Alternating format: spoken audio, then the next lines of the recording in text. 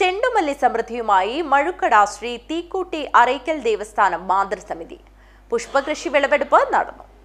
പ്രതിസന്ധികളെയും തരണം ചെയ്ത് ചെമ്മട്ടം വയൽ മഴുക്കട ശ്രീ തീക്കൂട്ടി അറയ്ക്കൽ ദേവസ്ഥാനം മാതൃസമിതി നടത്തിയ ചെണ്ടുമല്ലി കൃഷിയിൽ നൂറുമേനി വിളവ്. ദേവസ്ഥാനം അംഗങ്ങളുടെ വീടുകളിൽ തിരുവോണനാളിൽ തനതു പൂക്കൾ ഉപയോഗിച്ച് പൂക്കൾ ഒരുക്കുക എന്ന ഉദ്ദേശത്തോടെയാണ് മല്ലിക കൃഷി ആരംഭിച്ചത്. മഞ്ഞ, ഓറഞ്ച്, വാടാർ മല്ലിക തുടങ്ങിയ പുഷ്പങ്ങളാണ് മാതൃസമിതിയുടെ നേതൃത്വത്തിൽ കൃഷി നടത്തിയത്. പുല്ലൂർ പെരിയ ആഗ്രോ സർവീസിൽ നിന്നും 5 രൂപ നിരക്കിൽ ലഭിച്ച 400 ചെടികളാണ് കാഞ്ഞങ്ങാട് നഗരസഭ കൃഷിഭവന്റെ പിന്തുണയും മാർഗനിർദ്ദേശവും സ്വീകരിച്ച് കൃഷി നടത്തിയത്.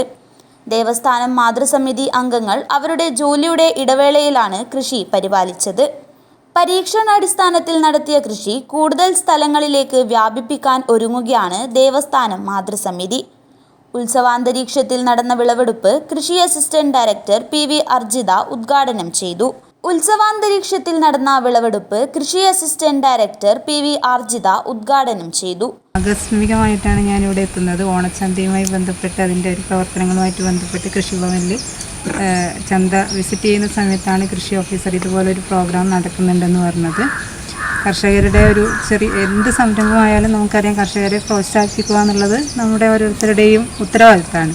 അപ്പോൾ ഇവിടെ എത്തിയപ്പോൾ ഇത് വളരെ ചെറിയ സംരംഭമൊന്നുമല്ല. കാരണം എന്ന് വെച്ചാൽ ഇത്തവണ പൂക്കൃഷി ചെയ്ത പല ആളുകൾക്കും ഇത്രയും കിട്ടാത്ത ആളുകൾ പോലും ഉണ്ട്. കാരണം നമുക്കറിയാം, നമ്മുടെ കാലാവസ്ഥ ഇത്തവണ നമ്മളെല്ലാവരെയും വളരെ പ്രതികൂലമായിട്ട് ബാധിച്ചതുകൊണ്ടാണ് നമുക്ക് ഈ ഒരു അവസ്ഥ വന്നിരിക്കുന്നത്. കാഞ്ഞങ്ങാട് നഗരസഭ Krishibhavan field officer P. Ramesh Kumar പദ്ധതി വിശദീകരണം നടത്തി. ദേവസ്ഥാനം പ്രസിഡന്റ് M. ദാക്ഷായണി അധ്യക്ഷത വഹിച്ചു. M. കുഞ്ഞമ്പു പൊതുവാൾ, രാമകൃഷ്ണൻ ഉപ്പിലിക്കൈ എന്നിവർ സംസാരിച്ചു. ദേവസ്ഥാനം സെക്രട്ടറി M. രതീഷ് സ്വാഗതവും M. പത്മാവതി നന്ദിയും പറഞ്ഞു. News bureau, Kanhangad.